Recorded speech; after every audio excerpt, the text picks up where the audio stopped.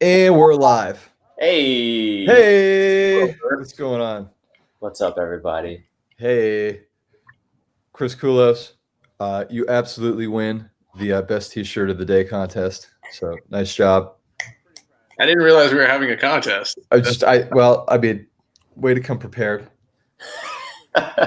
Appreciate Always. it. Yeah. Flying by the seat of my pants. Yeah. Wait, I can't hear Chris. Chris, it's a birthday present. You're like super faint. Yeah, Chris, you're like barely audible. Is there anything blocking your microphone?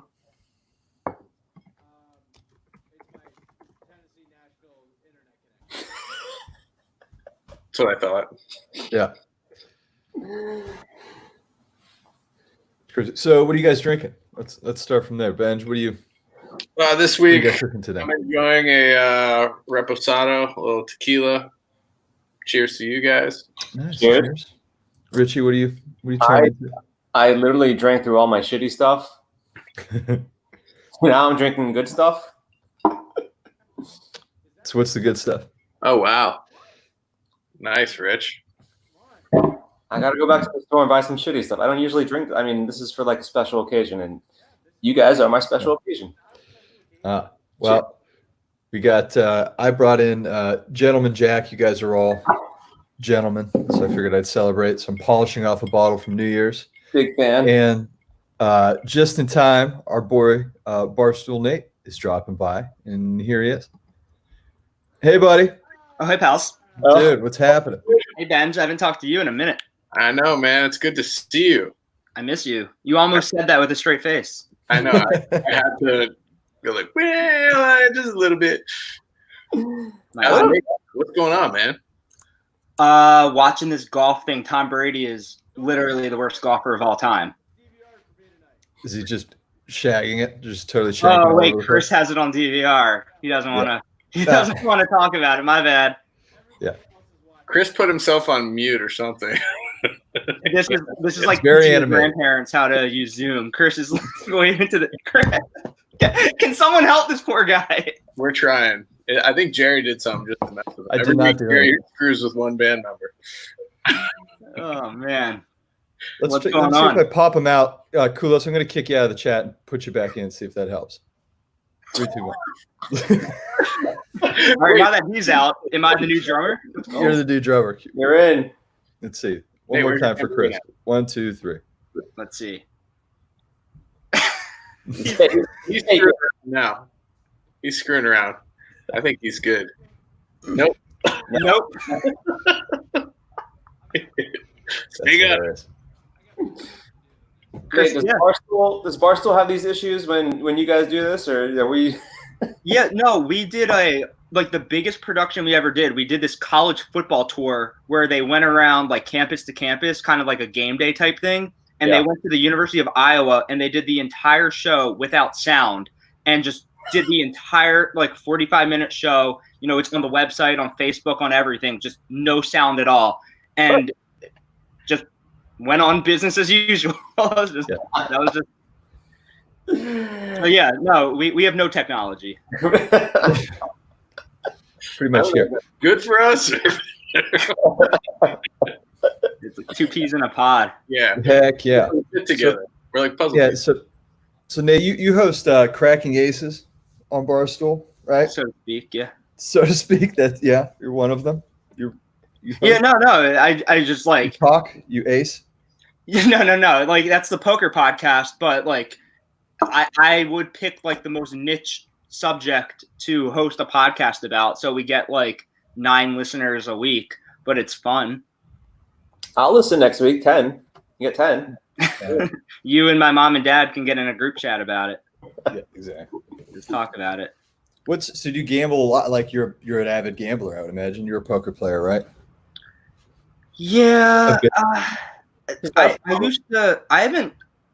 So like with this whole thing going on, obviously, like I haven't done anything in a while.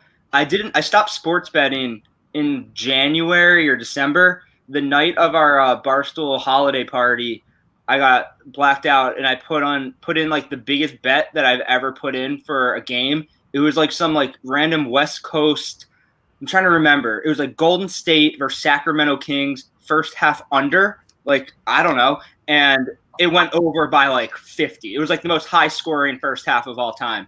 And so I lost way too much money. And then so I put myself on a permanent ban from sports betting. And then like 2 months later, sports got banned from the entire world. So when sports are back, I feel like I deserve to have my own sort of like sports betting comeback as well. Well, good luck with it. So, do you like poker, blackjack, anything like that too, or no? Poker, yeah, like that's like my number one. Like I love it. Blackjack. Oh, who's back? Chris. Chris. Can you hear me now? Yeah. Yeah, we got him. Woo! We're better than Barstool. Yeah. I love, like, I was gonna come down to the show that you were having at Maryland Live just to see how reckless we could get, but unfortunately that got canceled. Kind of sad to talk about. How sad are you guys 1 to 10 about like that particular show and me not being able to come down being canceled? Are they linked or are they separate? Can we a 1 to 10 on the first part of that, and then a 1? One's like a 1, and the other one's like a 10. No, that sucked. But yeah, we're all pretty disappointed that we can't do what we love, especially that with you. Yeah, I was waiting for you to make it all about me. That's why I thought that I joined. But no, like I've talked to a bunch of people, like just mostly people at Barcelona. Like there's all these little things that most people don't talk about or think about until you talk to someone who like Frankie Borelli, his family owns a restaurant, and like it's like shit, that sucks. And it's like, wait, like all the people in bands who tour and like the bus drivers and like catering people, like, and there's so many like layers to it. It makes me just so bummed out every time. But when we're allowed back, I think World Tour is in our future. Are we ready to make that announcement that we're doing Australia, Europe, Asia, doing the whole circuit? Let's go. Yeah, Everything. We're gonna play the Boom. Have you guys done Australia? Oh yeah. Yeah, 2007. We went. We did 3 or 4 shows. I think we did the Blues and Roots Festival, and we went to Perth. We went to Coolangatta. I think 3 or 4 different spots. Right? Anybody want to back me up on this? Tons. Chris, where was the flight thing? I mean, we flew. It was the worst flight of our entire lives. Yeah, it was horrible.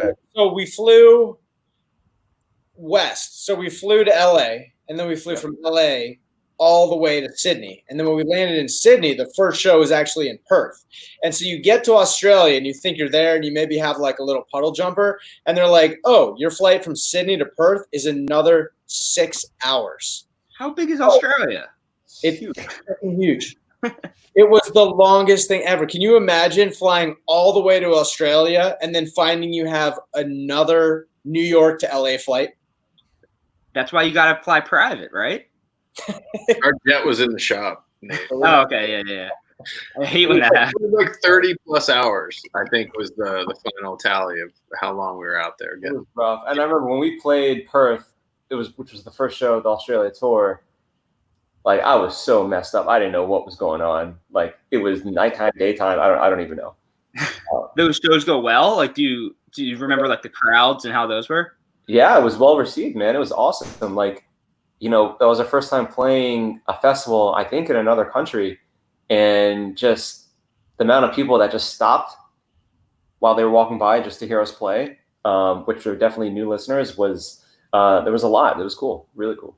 Richie, remember when we all went and saw Buddy Guy? Yes. What's the story there? No, we saw him at he was playing the festival, wasn't he? So he was. So we went over basically a lot of bands from the US were brought over at the same time to play. There was like an East Coast festival and a West Coast festival. It's called like the Blues Festival. Blues Roots, yeah. Right. But while you're over there, you fill in the dates off with theaters and clubs and stuff like that. So like for us, we were invited by Ozo Motley and G Love to open up for them. While we were over there, there were other bands playing. We got invited to go see Buddy Guy play a theater. And like literally We had amazing seats. He goes out. He's walking through the crowd, walking right by us down the aisle. I mean, he had to have been 80 years old, right? I mean, he was up there. He was still playing like a motherfucker. Incredible. So It was good. incredible. I think you're saying was. I don't think Buddy Guy's dead yet. No, I'm Still alive. I don't. Confirmed, still alive. You're right. Now he's 122. Yes. He's only 83. It's not bad. And that was the longest guitar cable I've ever seen in my life. Like, he's not on wireless, and he was walking through this. I mean, it was like a couple thousand-person theater. Walking through the theater, and there's his guys behind him making sure cables aren't catching. But he was hooked up to his amp, like directing to his amp, cranked on 10. Awesome. Yeah, I was trying to convince, or not convince. I was talking to Mark, like, do you ever like get like the itch? Oh no, it was you, Rich, when we were at the Caps game. Like, do you ever get the itch to go back to Europe? And you're talking about like the logistics of it, and like just like how like hard it is to get like 7 people over there, and then like you have to get like the gigs and all that shit. Does this whole COVID Corona thing change anything? Like, do you think that you'll want to play like these like different types of shows? Because there might be, you know, like who would have thought there would be like a year without live music? It's such like a bizarre concept. Does this change anything? You're still all set. I mean, no. I mean, we would love. I think if we could tour the world and we would love to. But logistically, like it's hard for us to do that because our fan base is mainly here in the States, and for us to go overseas, unless you're attached to like a big festival where there's kind of a built-in audience there, then it's hard. It's hard to sell tickets when no one really knows who you are over there. You know, I think we went to Europe or we went to the UK. A lot of American fans flew over to see those shows, and I'd say at least half the crowd were from the US. You know, they get to see their favorite band in another country, and it's just like a destination thing. And not that there's anything wrong with that. I mean, that was awesome that they'll travel to come see us. But it's hard to, you know, unless you have like a song that's really resonating over there, it's hard to kind of put people butts in the seats if you're not really well known there, you know? Yeah, me and Robbie Fox were talking, not seriously, but kind of like throwing around the idea of going to like Reading and Leeds or Glastonbury or something like that, just because like we've never been over there. Or, like if there's ever a time to go, you know, maybe we can get the company to pay for it, or like to not pay for all of it, but like we could like, you know, make videos, or like we can just get over there and make something out of it. And obviously that's not happening this year, but it's something that I want to do just because I've never done it. It's just like, it seems so cool. I've never done the whole like hypothetical UK festival. You should add Isle of Wight to that idea. Yes. We played that, and that was one of those memories I'll never forget. Like, we watched Paul McCartney play at Isle of Wight. It was insane. Yeah. It was a side stage at like 3:00 in the afternoon, which was amazing and so much fun. But then getting to hang out and watch Paul McCartney play the main stage, it was unbelievable. Hey, Mark's jumping in here. So he just showed up. So 1, 2, 3. Hey, buddy. What's happening? Hello. What's up, everybody? How's it going? Oh, hey, What's Mark. happening, man? What up? What's up, Eric? How you doing? How you doing, Chief? Good. Why are you squinting?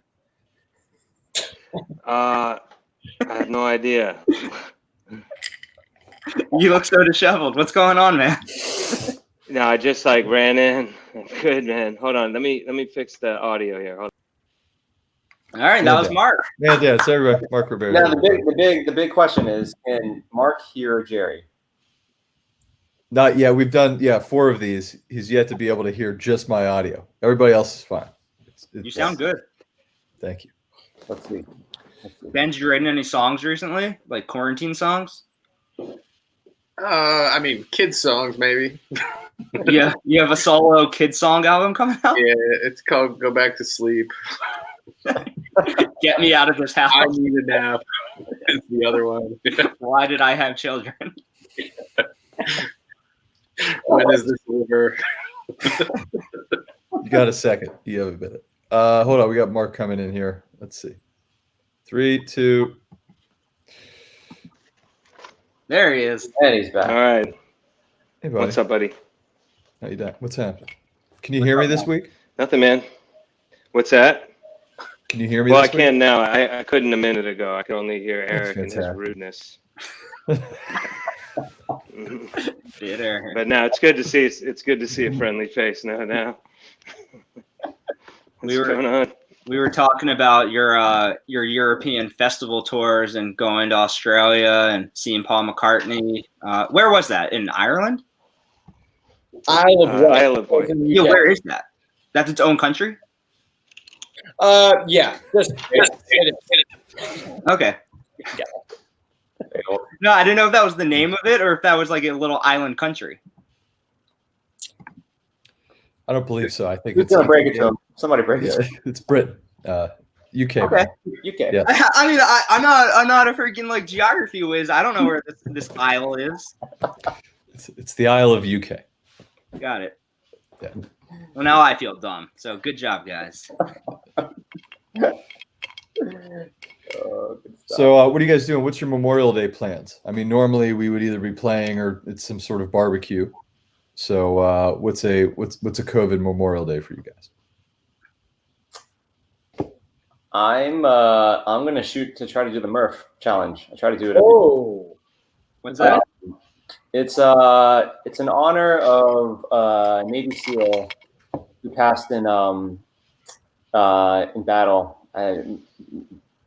Murphy, what's his first name? I can't remember his first name. Chris Murphy, is that it? Maybe the Lone Survivor movie was about him.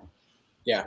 Anyway, the workout, talk about it. It's crazy. Yeah, and so in honor of, and he used to do this every day. This was like his everyday workout of the day. And it's, you run 1.5 miles, 300 squats, 200 push-ups, and then 100 pull-ups.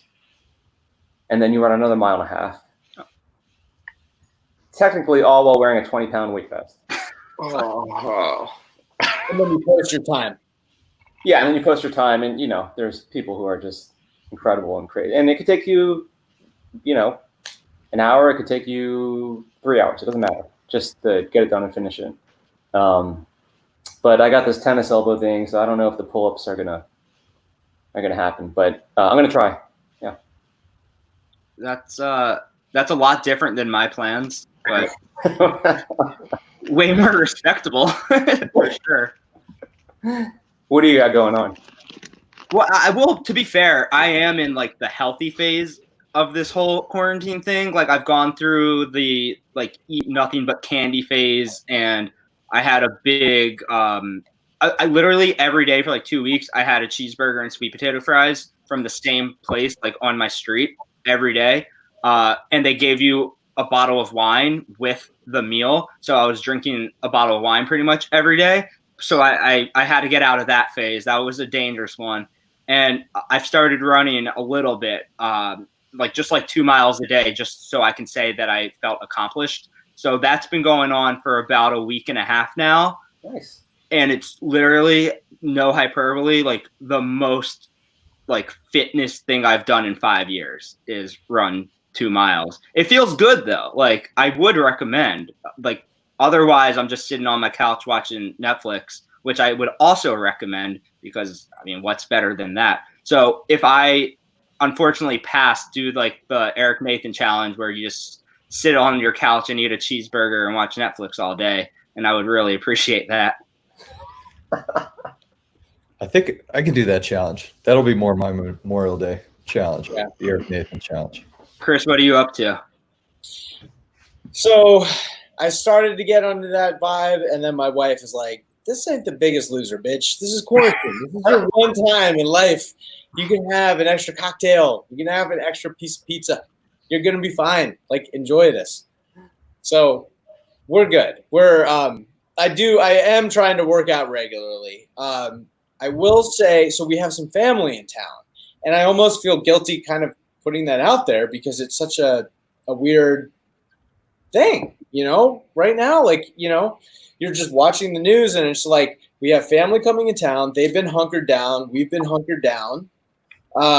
Things are starting to open up. And I'm in Tennessee, and honestly, and I said this, and I probably said it last week, like some of it is just like shockingly open, It's all getting there. And, you do see a lot of people wearing masks and they're following social distancing, but it's also some of it just doesn't quite sit right. So who knows? I don't know, but we do have some family in town, and it's been incredible because we have a 3-year-old, and she has been so excited to have her cousins in town. And every day she's woken up this week. Is it cousin day yet? And it's super sweet. And so now they're here, and we're just hanging out, and just trying to make the best of it. We're gonna grill and hang and pretend like it's a normal Memorial Day weekend. That sounds really good. Nice. Mark, what's a New York Memorial Day how's that gonna treat you this year? Just probably just kicking it, hanging with the fam a little bit. We don't really have plans, honestly. We'll just same. Are folks starting to get out in the city a bit more? I mean, I have a bar across the street from my apartment, and so a lot of the bars are doing like to-go drinks where it's like you're allowed to do that now. So they pour your cocktail into a plastic cup, give you a straw, but everybody just hangs out on the sidewalk with like their group of friends and just drinks on the sidewalk because like what else are you going to do? So the nicer it gets outside, if they don't open up seating, it's just the streets are just going to be flooded with drunk people every weekend because they're allowing you to walk down the sidewalk drinking alcohol, but nobody wants to like go to one person's tiny apartment and sit around and drink.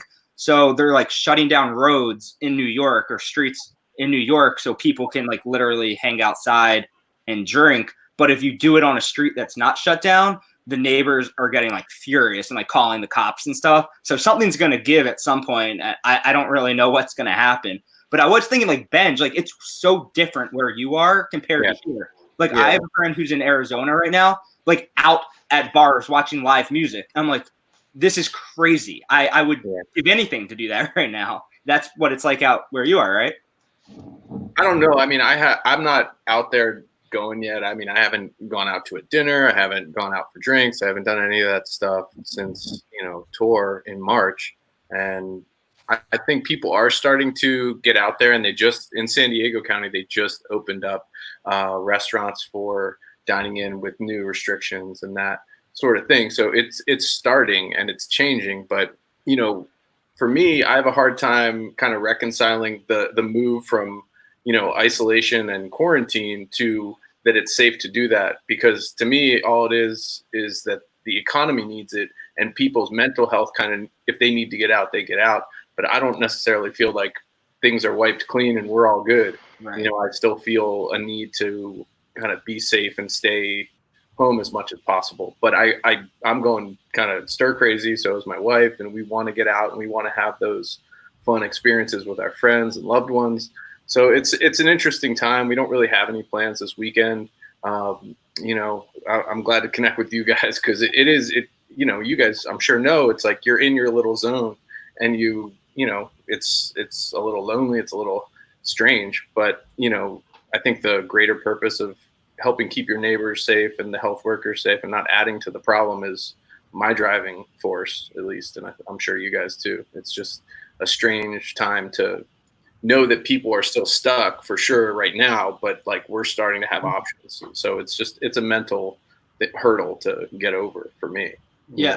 A lot of people are going to like face that. Like if they open bars, will you go? And then it's like, are we all just waiting to get it? Are we all just like, are you putting yourself in the position to get it because you just can't stand being at home any longer? It's a strange thing. I feel like that we're just all going to go back too soon. We're all going to get it and then be like, all right, well, I'm inside for 2 more weeks and then I'm good. Well, it took Red Rocks off the books, and we'd be remiss if we didn't chat about that a little bit. And I will say, everyone from our camp to Red Rocks and down in the AEG camp over there, like everyone worked really hard to try to figure out a way to put this thing on and for everybody and make it go. And it really just wasn't the time, and that was the unfortunate part of it. So taking it off the calendar certainly stings, but we all feel it's the right thing to do.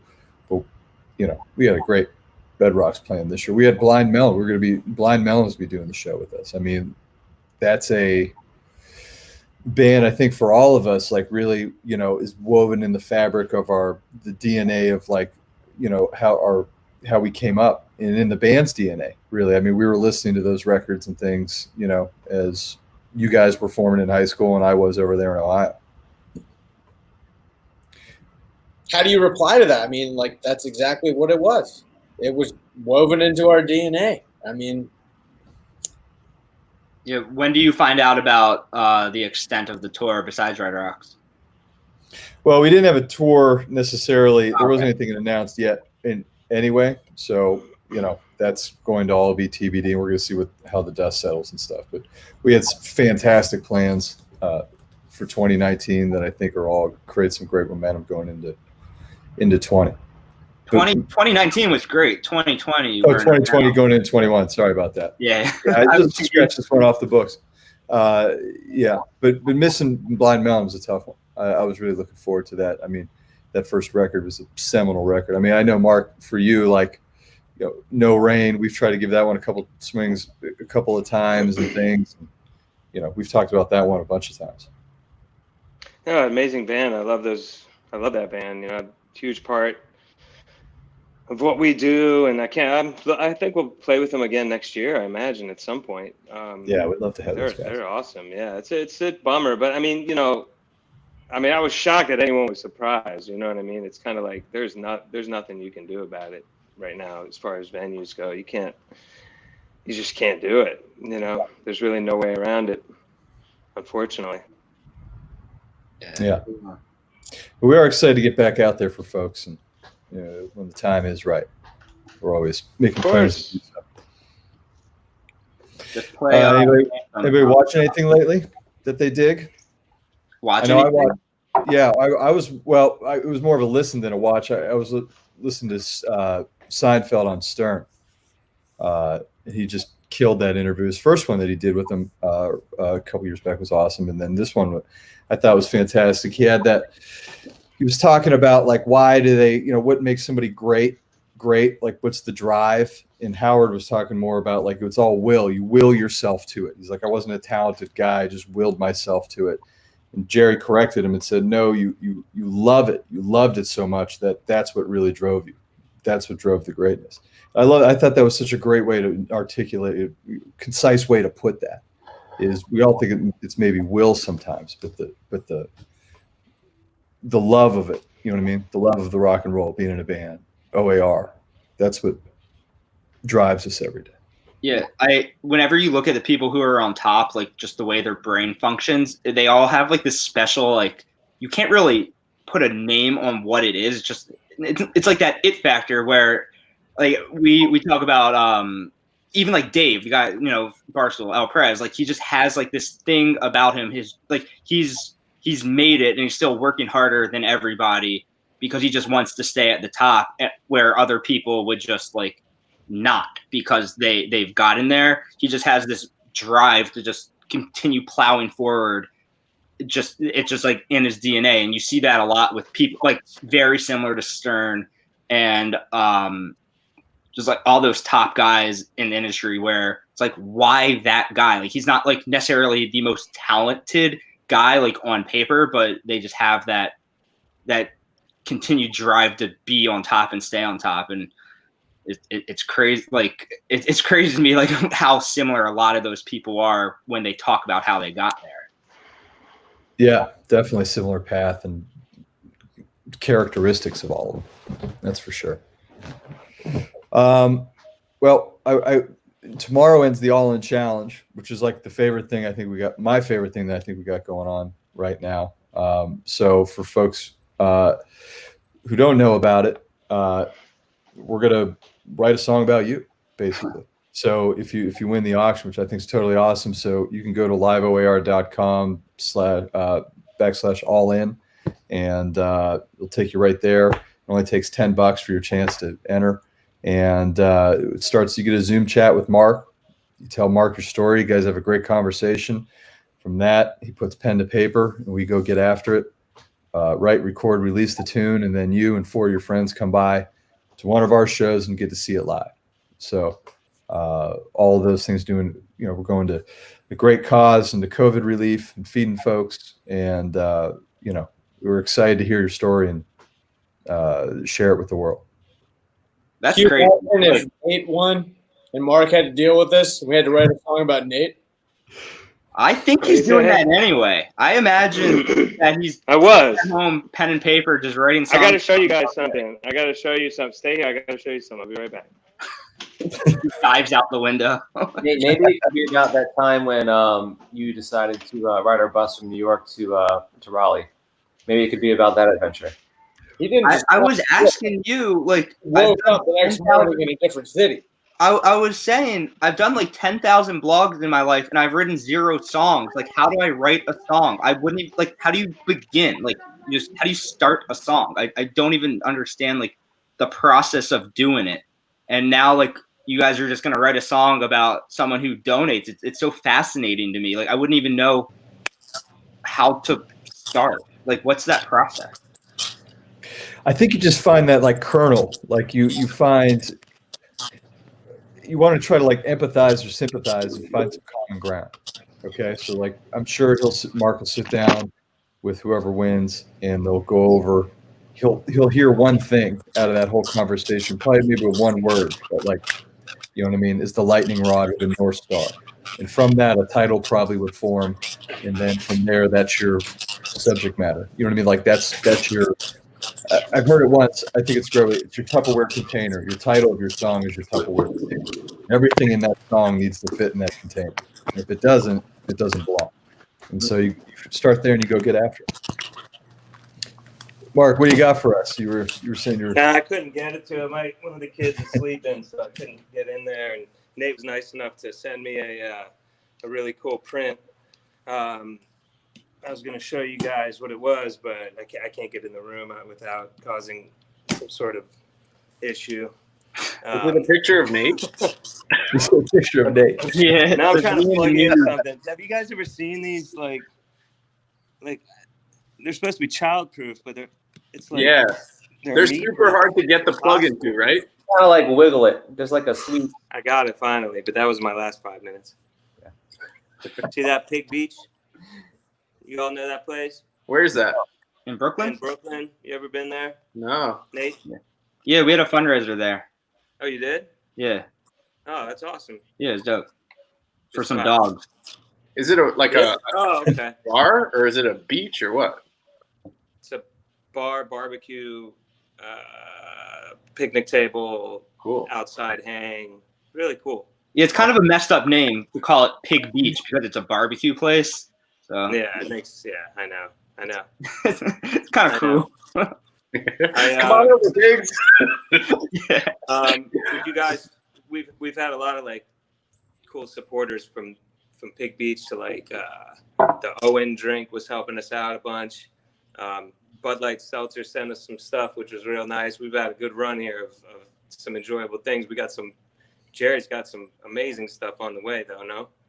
Yeah, we got some. I'll keep it locked down till we unpack it, but we got some good stuff on the way. Okay, so we're not revealing. Yeah, I got to get it. I got to see what we get. I'm like a kid on Christmas, so I'm excited. Tease the tease. Tease a potential release date of the next tease. Tune in next week. All right. I saw an article in the New York Times, like Glenn sent it to me a couple of days ago about small businesses and how they're fighting back. You know, it's pretty interesting. And our boy Kusher was in it. Cool. Just like he didn't even know. Glenn sends me a picture like, "Hey, you see your boy in the Times?" I said no, but it was like giving love to Locale and all the Stevens Deli and all the spillover down to Miami Kush. We talked about a few weeks ago. Kush hospitality and everything. So it's pretty cool to see that. I mean, a lot of like stories coming out of people working their ass off to make it happen, you know, like you're talking about drinks in the streets. That's like a lot of our friends out there with restaurants that just you have to figure it out. You know? That could be the title of the song, Drinks in the Streets. Of this song about you? Yeah. Yeah. All right. That sounds good. I like that. I might, if I like jump into oncoming traffic, you'll have to write that song. No, I prefer you didn't. That would be. Well, I have to get my song though. That would be like Dead in the Streets, something more like that. But Drinks in the Streets seems a little more hopeful. Remember when I was on that song that you guys cut from the record? Yeah. What was that? Yes. It was a single. It wasn't even on an album. Yeah. Hey, it was the biggest song of 2018 Olympic. It was the song of the summer. Internet. It was the biggest internet mislabeled sensation, a song that no one ever heard of that was huge. And you were on it. That's a big deal. I'm not positive I was actually on it, but I still go with it. No, you were on it. I mean, you're there. I was definitely there. Now, if me shaking the thing actually made it onto the album, that's up in the air. But I was definitely in that room. It's on the album. It was, we call it TLC. It gives a little tender love and care. Editing, little move. It's there, Nate. I can confirm I've seen the files. You're there. How about this new song you guys have been teasing on your Instagram? What's the deal with that? A new song? Yeah, you guys have been putting up all your stories. Like Jerry's playing a full saxophone symphony for it, and that was like an old demo that I was trying to revive and sprinkle some goodness. So I threw it to Jerry to see if he could lay down some cool horn stuff, and I'm just gonna pass it around to the rest of the guys in the band so they can sprinkle their magic on it, and we'll see. Just drop it. Just put it out there. The people are dying for new music. Hey, Nate, we've been inside for 3 months. You texted me today or whatever. Was that today? Yesterday, maybe, about demos? Yeah, so I love going on YouTube and just typing in a band that I like and demos and just listening to songs before they became the songs, just like the studio sessions and seeing how the lyrics changed and stuff like that. And I feel like I haven't heard that much O.A.R. demos, if any. Maybe I haven't. It's not at the top of my brain. But I love that stuff. I love hearing just oh wow, the chorus changed, or wow, this entire section got taken out and changed, and seeing if I like the old version more than the new version, stuff like that. Do you guys have demos that you can just throw out to the people? It's hard to do that sometimes because you've heard the stories of the Lily White sessions, right? Where those aren't finished tracks. They never got the opportunity to make them the way they wanted to. And then people fall in love with them, and then you do something else to it and people say, well, I like the demo better. And it's kind of that's amazing. That's really cool. But it's also tough because then you start messing with your head a little bit. Should I chase the demo? Should I? Right. So we would love maybe some demos of songs that aren't going to get the treatment, Yeah, even stuff like that. Yeah, that's cool. I love that. We've also eliminated the demo process. Taylor Swift on 1989 or Red. At the end of the album, she just plays her voice memos where it's just her on the piano just working through a song, and I find that stuff fascinating. Just because cool. I'm so unmusical that when I see stuff like that, it blows my mind. How do you just create a song out of nowhere? I love it. That's cool. That's a good idea. We can do that.